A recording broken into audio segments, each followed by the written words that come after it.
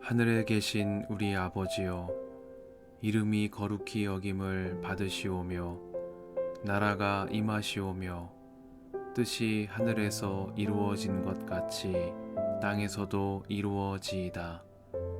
오늘 우리에게 일용할 양식을 주시옵고 우리가 우리에게 죄 지은 자를 사하여 준 것 같이 우리 죄를 사하여 주시옵고 우리를 시험에 들게 하지 마시옵고 다만 악에서 구하시옵소서. 나라와 권세와 영광이 아버지께 영원히 있사옵나이다. 아멘.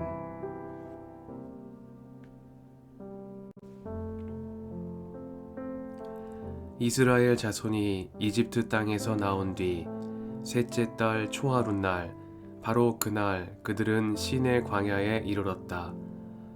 그들은 르비딤을 떠나서 시내 광야에 이르러 광야에다 장막을 쳤다.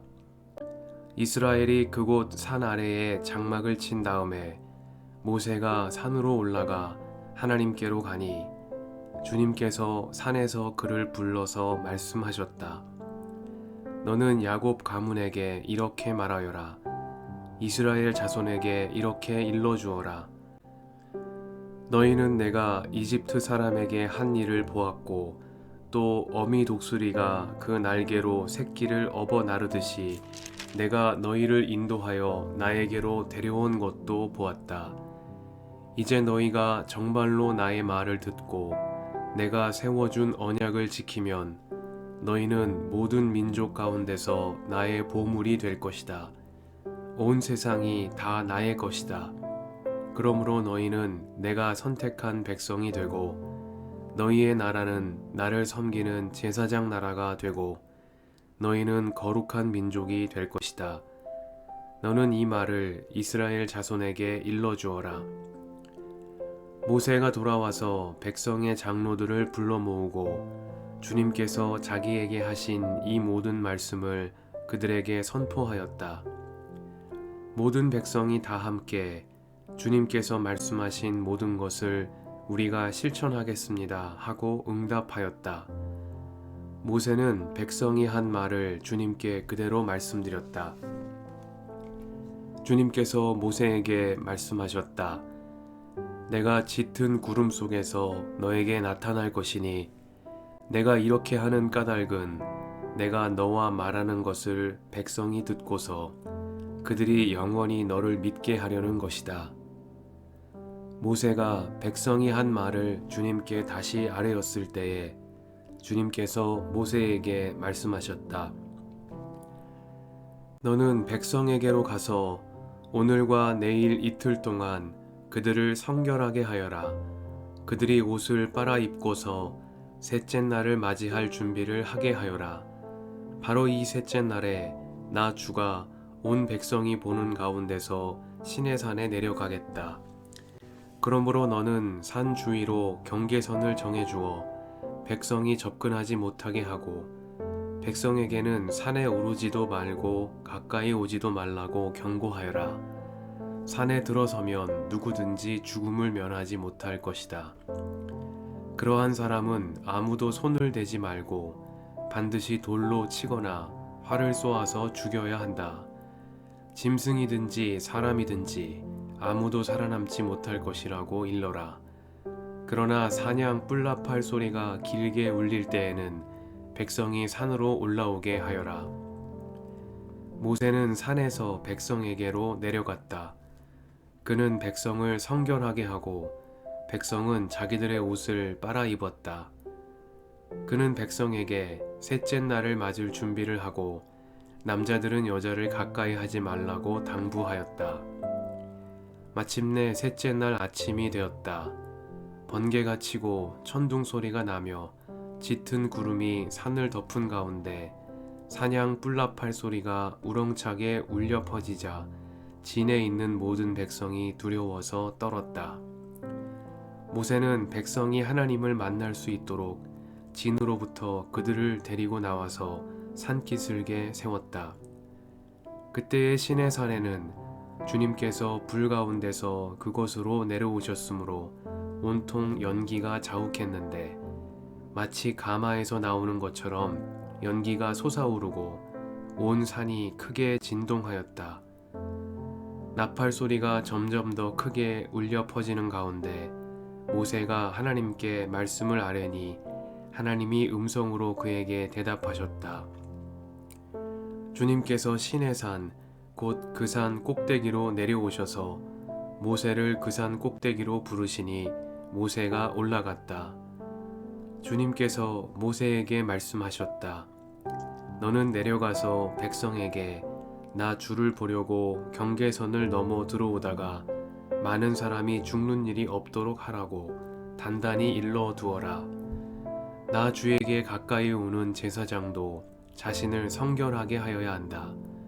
그렇게 하지 않으면 나 주가 그들도 쳐서 죽일 것이다.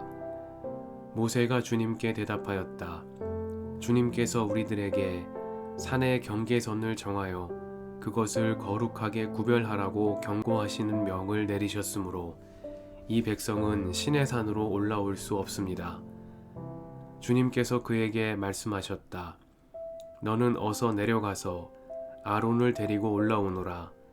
그러나 제사장들과 백성은 나에게 올라오려고 경계선을 넘어서는 안 된다.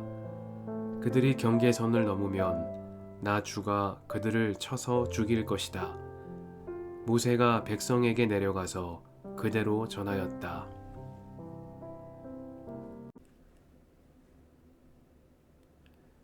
주님의 은총과 평화가 이 저녁에 여러분과 함께 하시길 빕니다. 이제 너희가 정말로 나의 말을 듣고 내가 세워준 언약을 지키면 너희는 모든 민족 가운데서 나의 보물이 될 것이다. 온 세상이 다 나의 것이다. 그러므로 너희는 내가 선택한 백성이 되고 너희의 나라는 나를 섬기는 제사장 나라가 되고 너희는 거룩한 민족이 될 것이다. 너는 이 말을 이스라엘 자손에게 일러주어라. 말씀 앞에서 성령의 인도하심과 지혜를 구합니다.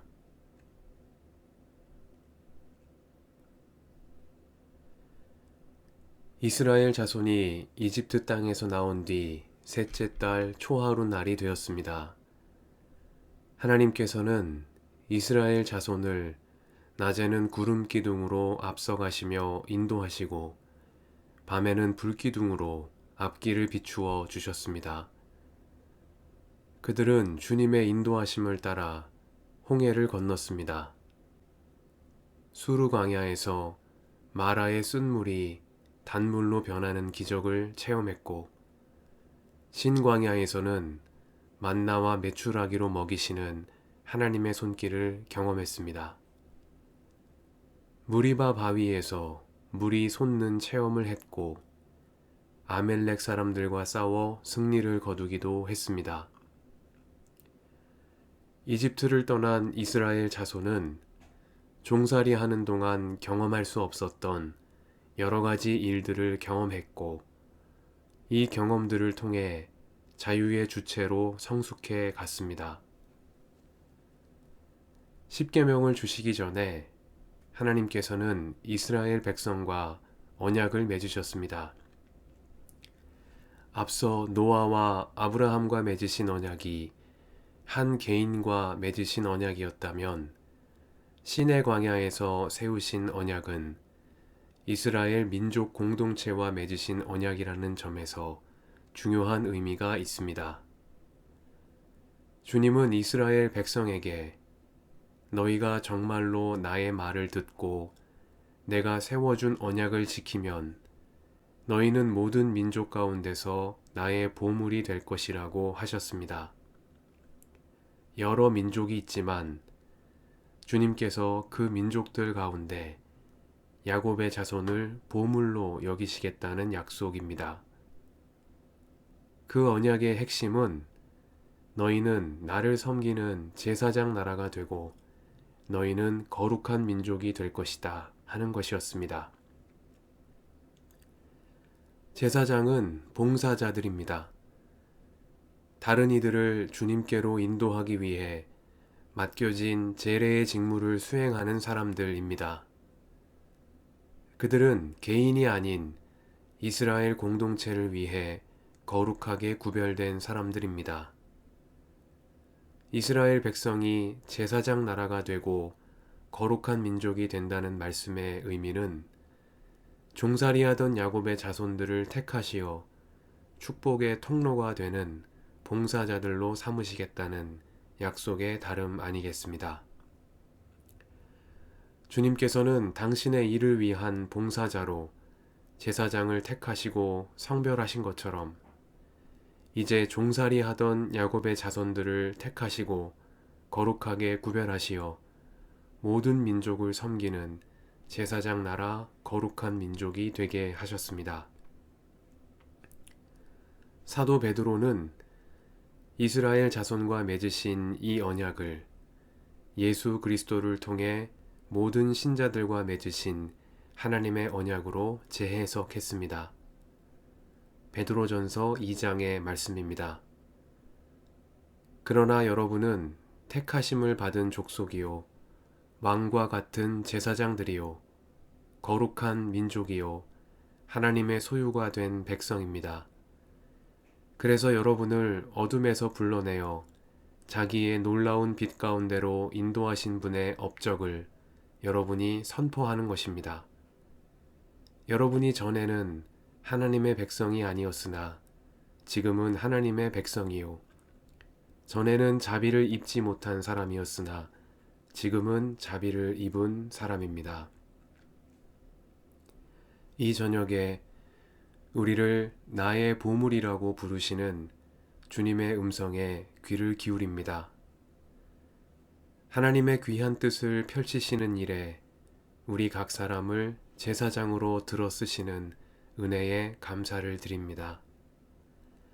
제사장 나라 거룩한 민족이 된다는 것은 우월감과 선민의식에 머물라는 말씀이 아니겠습니다. 그것은 주님의 일을 함께 하자고 우리를 부르시는 복음적인 삶으로의 초대, 복음을 전하는 삶으로의 초대일 것입니다. 함께 기도하시겠습니다.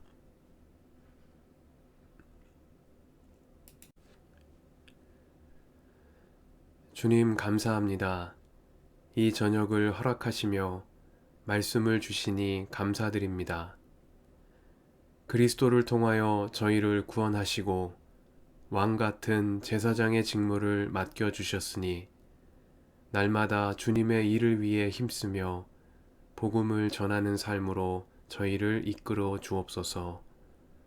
우리의 길과 진리와 생명이신 예수님의 이름으로 기도드립니다. 아멘.